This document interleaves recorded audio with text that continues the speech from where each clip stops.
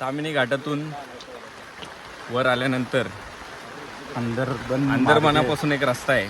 त्याच्यानंतर पुढे बांबुर्डे गावातून थोडं वर आल्यानंतर साधारण 11 किलोमीटर थोडा रस्ता खराब आहे 4 व्हीलरला, पण ॲडव्हेंचर रोड आहे. आणि तिथे आहे राजांचा घनगड. आणि इथे येतानाच मात्र जर तुमच्यासोबत काही असेल खाण्यासाठी तर ते घेऊन या, कारण इथे हॉटेल्स वगैरे काही नाही आहेत. इथे फक्त तुम्हाला चिप्स वगैरे वेपर्स वगैरे भेटतील. एक छोटासा गेट आहे आमच्या मागे, तुम्हाला दिसत असेल. त्या गेटमधून बाय रोड वॉकिंग गडाकडे तुम्हाला जावं लागतं. अर्धा तासाचा ट्रेक मॉडरेट आहे. फर्स्ट ट्रेकर पण इथे येऊ शकतात. तुम्ही वरती गेल्यावर तुम्हाला अजून माहिती देईल की वरती गडावर काय काय आहे बघण्यासारखं, आणि ह्या गड्याची तुम्ही संपूर्ण माहिती तुम्हाला देण्यात येईल.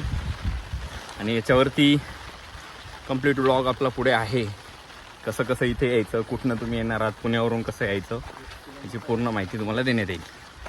थँक्यू. अपडेटेड. त्याच्या पायी अंतरावर चालल्यानंतर तुम्हाला इथे गणेश्वर महादेवाचे असे सुंदरसे मंदिर दिसेल.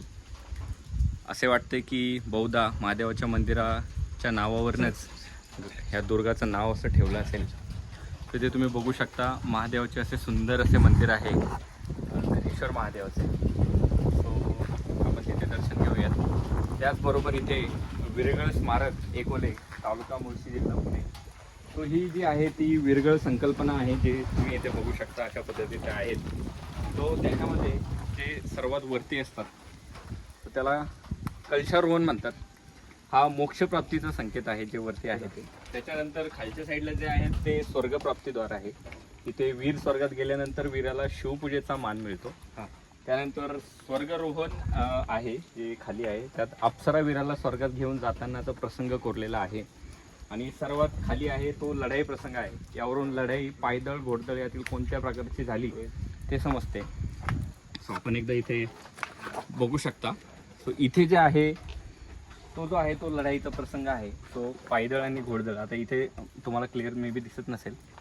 सो इथे तुम्ही अशा पद्धतीने बघू शकता. हा जो आहे तो स्मारक आहे. इथे ज्या लढाई आहेत त्याचे कोरलेले अवशेष आहेत. आणि इथे ही पाटी आहे ज्याच्यावरती सर्व इन्फॉर्मेशन आहे.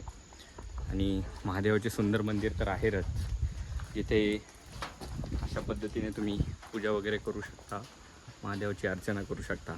आमचा मित्र आहे तो करतो आहे. आम्ही याच्यानंतर दर्शन घेऊ आणि वरती दुर्गावर गेल्यानंतर संपूर्ण माहिती तुम्हाला देऊ. मित्रांनो, वाट थोडीशी अवघड आहे, पण जे गिर्यारोहक आहेत नेहमीचे त्यांच्यासाठी मात्र हे कदाचित नवीन शब्द काढलेला आहे. कोणते सेट? गिर्यारोहक सेट म्हणलास ना? गिर्यारोहक म्हणजे याचं बॅकग्राऊंडचा व्हॉइस काढणं पडेल. तुम्ही अशी दुर्ग गणगड इथे आपण आहोत आता. आणि ह्या जो गडाचा जो दुर्ग प्रकार आहे तो गिरिदुर्गमध्ये येतो.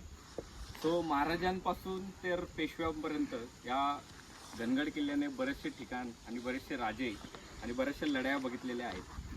तो 1665च्या जून महिन्यामध्ये जेव्हा घनगड किल्ला आपल्या राजांच्या ताब्यामध्ये होता तेव्हा एक संधी, एक तह राजांना करावा लागला, ज्याच्यामध्ये मिर्झा राजे जयसिंग यांच्या तहामध्ये पुरंदर जो गड आहे तो राजांनी जयसिंग राजांकडे दिला. पुरंदरचा तह. हा पुरंदरचा तह. तो जे मुघलांना आपण किल्ले दिले होते 23 किल्ले जे मुघलांना आपण दिले होते त्यातला हा घनगड हा एक त्यातला किल्ला होता. तो या किल्ल्याने बरेचसे राजांच्या कारकिर्दीतले दिवस उपभोगले आहेत. आणि त्याच्यानंतर तो परत मुघलांकडे गेला. त्याच्यानंतर परत तो मुघलांकडून जिंकून घेतला गेला आणि शेवट असं करत करत तो पेशवाई काळामध्ये आला. शेवटच्या अगदी पेशवाईच्या काळामध्ये घनगड किल्ला जो आहे तो कैद्यांना इथे डांबून ठेवण्यासाठी वापरला जायचा.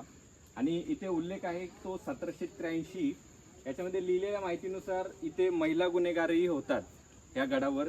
आणि मोठे राजकीय गुन्हेगार किंवा राजेशाही गुन्हेगार आपण ज्यांना म्हणू शकतो त्यांना ह्या गडावरती ठेवण्यात येत होतं.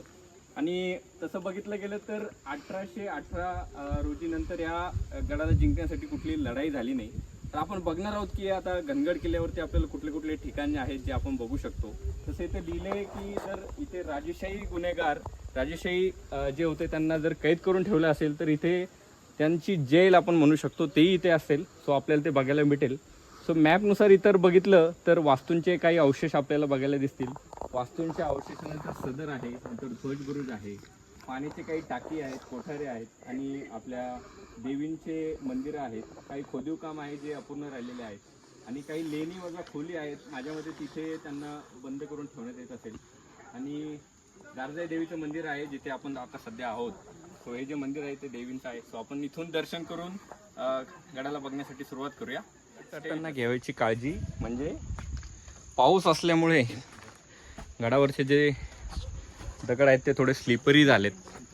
सो त्यामुळे सटकण्याची शक्यता आहे. आता आम्हाला एक ग्रुप भेटला होता, त्याच्यातला एक मुलगा खाली पडता पडता वाचला. तो निष्काळजीपणा टाळा आणि चढत असताना पूर्ण फोकस करा. मी हा व्हिडिओ बंद करतोय आणि फोकसने चढणार आहे. तुम्ही असं फॉलो करा.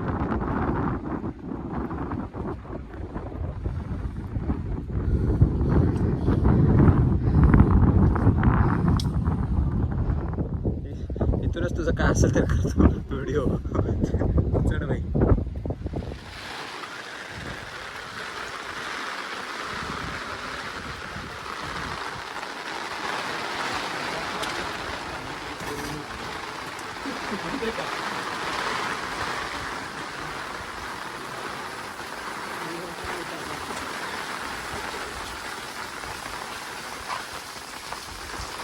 बाले किल्ल्याकडे जाणारा मार्ग आहे इथे.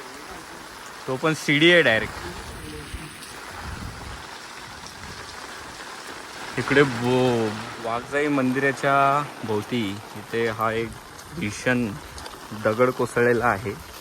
त्याच्यामुळे इथे अशा प्रकारचं जे आहे ते स्ट्रक्चर तयार झालेलं आहे. ते तुम्ही बघू शकता की किती मोठं दगड आहे. आणि इथे जर तुम्ही बघितलं तर इथे जे आहे ते वाघजाई मंदिर आहे. वाघजाई देवीचं एक सुंदरसं दुर्गामध्ये कोरलेलं मंदिर आहे. तुम्ही बघू शकता, देवीचं दर्शन घेऊ शकता.